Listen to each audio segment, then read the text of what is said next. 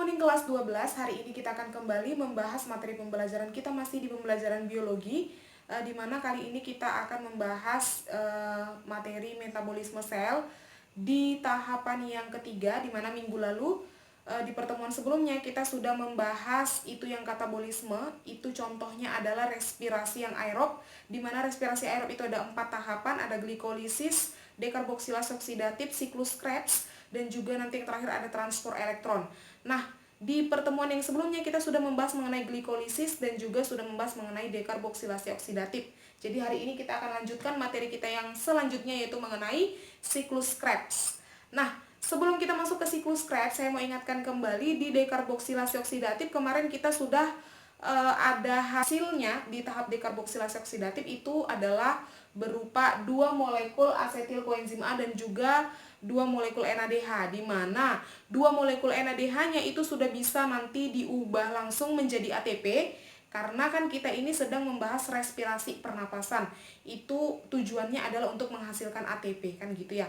Jadi hasil dekarboksilasi oksidatif itu yang berupa NADH itu nanti ditransport elektron bisa langsung diubah menjadi ATP. Nah, sedangkan si 2 molekul asetil koenzim A ini tidak bisa langsung diubah menjadi ATP, sehingga dia harus masuk ke tahapan siklus Krebs untuk nanti diproses dan akhirnya nanti diubah menjadi ATP. Nah, langsung aja masuk.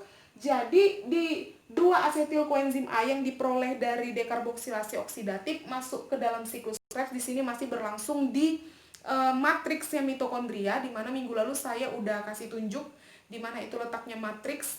Sama seperti dekarboksilasi oksidatif, siklus Krebs pun itu masih berlangsung di matriks mitokondria. Nah, jadi di sini ketika si asetil koenzim A sudah memasuki siklus Krebs, dia nanti akan mengalami suatu reaksi yang disebut dengan kondensasi. Nah, reaksi kondensasi ini berlangsung antara asetil koenzim A dengan oksaloasetat.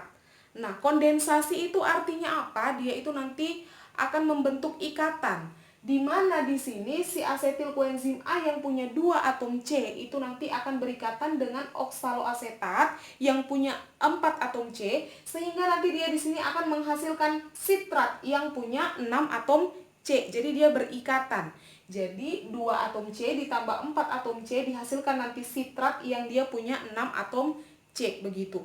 Nah, di dalam proses kondensasinya ini, di sini nanti dia akan melepaskan yang namanya koenzim A. Makanya di sini di sitrat itu sudah tidak ada lagi koenzim A.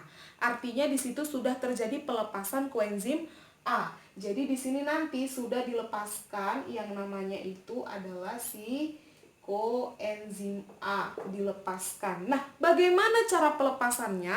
Nah, jadi sebenarnya di sini juga terjadi yang namanya proses hidrasi. Ya, hidrasi itu adalah pemasukan yang namanya dia H2O.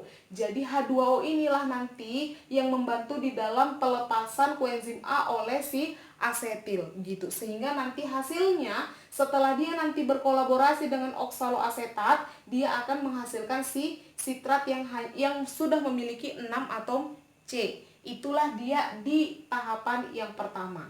Jadi di sini di siklus Krebs dia nanti berlangsung di dalam 8 tahapan. Saya sudah buat di sini 1 2 3 4 5 6 7 8.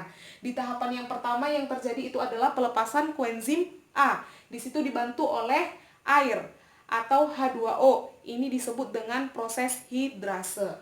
Nah, yang kedua, di tahapan yang kedua yang ini, nah di sini itu terjadi perubahan sitrat yang punya 6 atom C itu menjadi isositrat yang punya 6 atom C.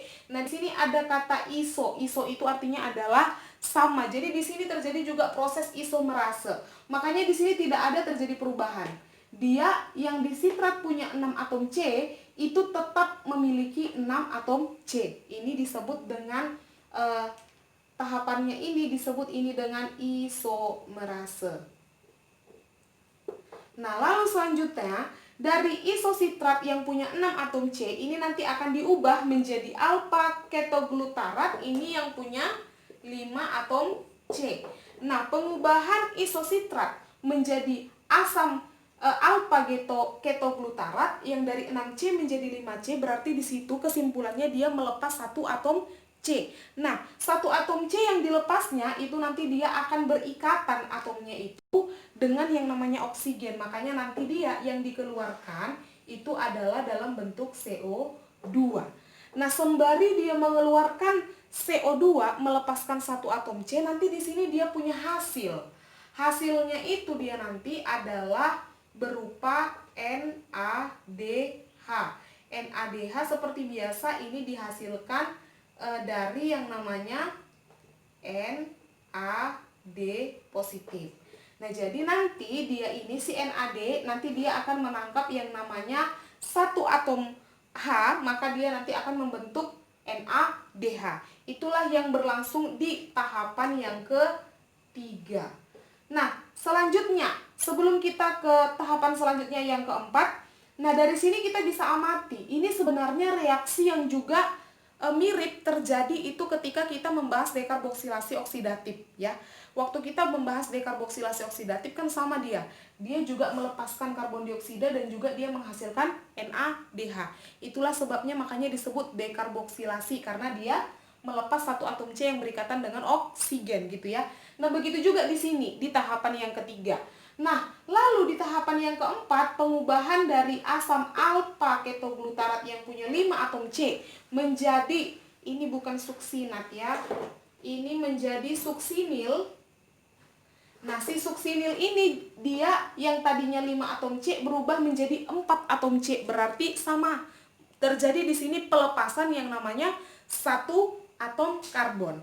Nah, berarti prosesnya sama di tahapan yang keempat. Nah, di sini dia juga melepaskan satu atom karbon itu dalam bentuk CO2. Kenapa? Karena atom karbonnya berikatan dengan oksigen kan pernapasannya.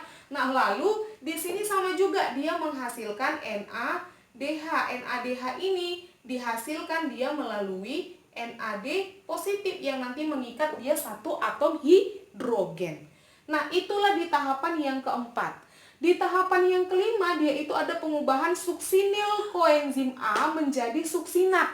Nah, coba perhatikan di sini. Di sini saya lupa tadi nih. Nah, di sini ada koenzim A. Berarti ini benar-benar sama seperti reaksi yang terjadi di dekarboksilasi oksidatif gitu ya. Jadi ini mirip sekali. Dia di sini sudah melepaskan satu atom C, membentuk NADH dan juga dia berikatan dengan koenzim A. Jadi sama ya. Tapi di sini lihat di reaksi yang kelima sudah tidak ada koenzim A-nya. Nah, kemana itu koenzim A? Koenzim A itu nanti dia akan dilepas ikatannya itu dengan bantuan satu atom P. P ini adalah energi yang digunakan di tahapan kelima untuk melepaskan si koenzim A. Lalu kalau mau dilepas kenapa tadi diikat kan gitu ya? Tadi dia diikat itu untuk membantu proses metabolisme ini. Kan enzim itu untuk mempercepat kan gitu ya. Nah, jadi di sini dia lepas. Lepas lagi dengan menggunakan satu atom P. Nah, lalu di sini nanti dia akan menghasilkan yang namanya itu GTP. Ini dihasilkan dari GDP. Nah, GTP ini adalah guanin trifosfat. Itu dihasilkan dari guanin difosfat gitu ya. Nah, jadi guanin trifosfat ini nilai energinya itu sama dengan adenin trifosfat. Ingat ya, ATP adenin trifosfat. Kalau GTP dia guanin trifosfat. Jadi nilai energinya itu sama. ATP dengan GTP itu nilai energinya sama. Tetapi tubuh kita itu hanya bisa menggunakan energi dalam bentuk ATP. Jadi nanti di sini si GTP ini nanti dia akan transferkan satu atom P-nya itu ditangkap oleh ADP. Jadi nanti dia kasih satu P ke ADP sehingga ADP nanti dia akan menghasilkan yang namanya ATP. Begitu. Jadi di sini di tahapan yang kelima dia akan menghasilkan yang namanya ATP. Nah, jadi sekali lagi di tahapan yang kelima tadi yang pertama dia melepaskan si koenzim A itu dengan menggunakan satu atom P. Lalu setelah itu hasil sampingannya dia menghasilkan yang namanya si GTP ini. Ini yang dihasilkan pertama. Lalu si GTP itu dihasilkan melalui GDP, ya kan? GDP yang menangkap satu atom P, maka dia nanti akan menghasilkan GTP. Tadi kan ini kasih 1P ya. Lalu P-nya ditangkap, dihasillah si GTP. Lalu si GTP ini kan nggak bisa kita gunakan ya kan energinya. Lalu dia diubahlah menjadi ATP. Di mana nanti GTP itu akan melepaskan satu atom P-nya, ditangkaplah oleh ADP, itu dihasilkanlah hasil akhirnya di sini adalah si ATP. Inilah dia di tahapan yang ke-5. Lalu masuk yang ke-6. Ini ada pengubahan suksinat menjadi fumarat. Nah, coba kamu lihat di bukumu kalau saya nggak salah halaman 58. Coba dilihat di situ kalau kamu lihat dia gugus karboksilnya, di situ di suksinat berubah menjadi fumarat, dia itu melepaskan 2 atom hidrogen. Nah, 2 atom hidrogen itu nanti akan ditangkap oleh yang namanya FAD. Sehingga karena dia menangkap 2 atom hidrogen, maka dia nanti akan membentuk yang namanya FADH. Nah, FADH ini sama dengan NADH. Jadi dia itu sama-sama bisa diubah nanti menjadi ATP, bisa langsung diubah menjadi ATP gitu ya. NADH dan FADH bisa sama-sama diubah menjadi ATP. Nah, kenapa di sini tidak NADH aja? Kenapa jadi FADH kan gitu? Nah, karena tadi dia itu melepas 2 atom hidrogen. Nah, yang bisa menangkap sekaligus 2 atom hidrogen itu adalah si FAD. Nah, sedangkan si NAD dia di sini hanya menangkap 1 atom hidrogen. Jadi ketika yang dilepas dia ada 2, maka yang menangkap itu adalah si FAD. Makanya dia di sini dibentuk adalah FADH bukan NADH. Diingat ya di tahapan yang ke-6. Lalu selanjutnya di sini sebelum saya lupa, ini kamu cara ingatnya supaya nggak lupa. Ini kan tadi 6C. Di sini juga 6C, di sini terjadi pelepasan 1 atom C jadi 5C, di sini juga pelepasan 1 atom C jadi 4C. Lalu setelah ini 4C, kamu samakan sama yang pertama tadi, ini ada 4C. Nah, kalau dia sudah sama nih, sama-sama 4C, maka selanjutnya itu tidak ada lagi pengurangan karbon. Tidak ada lagi pengurangan 1 atom karbon. Jadi semuanya itu tetap dia 4C gitu cara ngingatnya ya. Nah, selanjutnya di tahapan yang ke-7, ini pengubahan fumarat menjadi malat.